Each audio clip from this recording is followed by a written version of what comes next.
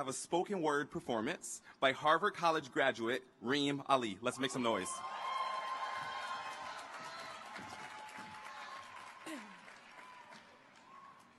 Assalamu alaikum, everyone.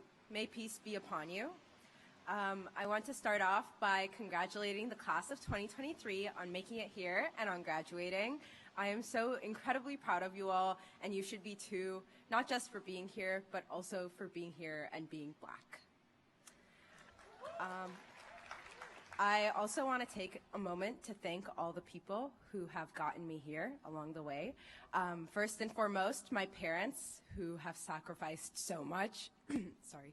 My siblings, my grandparents, especially my grandfathers, who passed away 2 years ago, Jiddu and Baba Asman, but who I know would have been so proud to see me here. And finally, my family in Sudan, who, in spite of the war,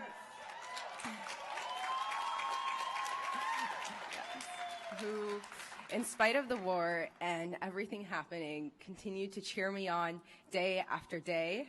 I thank you for allowing me to be here today and for allowing me the opportunity to thank them on the Harvard stage. And with that,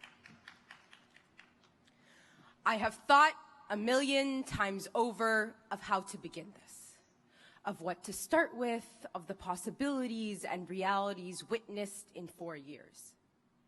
Yet my words elude me, escaping, disappearing off the tip of my tongue.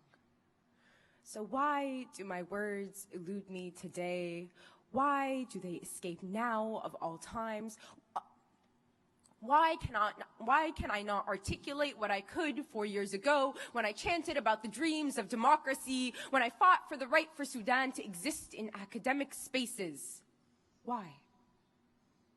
It is because I simply cannot any longer.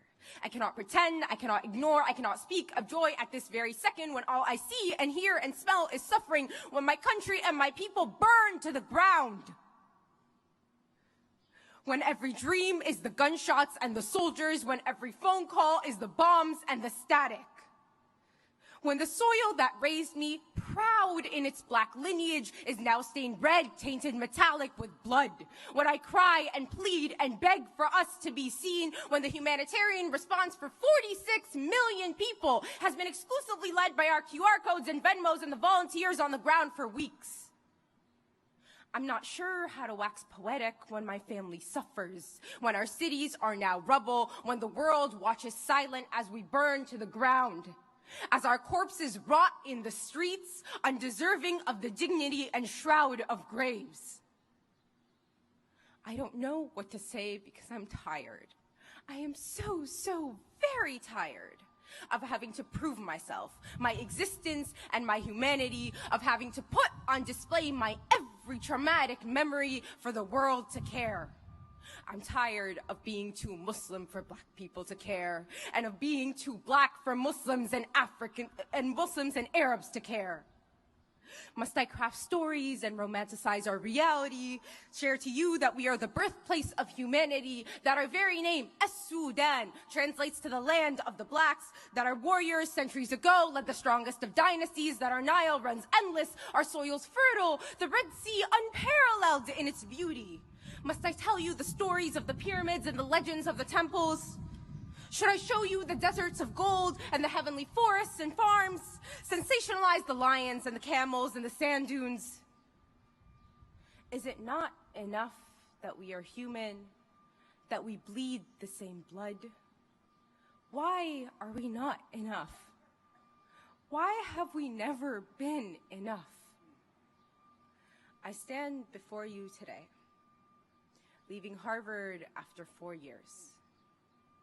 4 years of revolution, 4 years of death, of loss, of disappointment, but also 4 years of resilience, 4 years of strength, 4 years of beauty, carrying the legacies of my ancestors and the hopes of future generations, of young Black Muslim women, of the Sudanese people, with the message that we will not surrender, that we will not succumb, that we will not forfeit, that we will continue the fight, that we will live on, that we will survive, and that we will thrive. Inshallah, God willing. Thank you.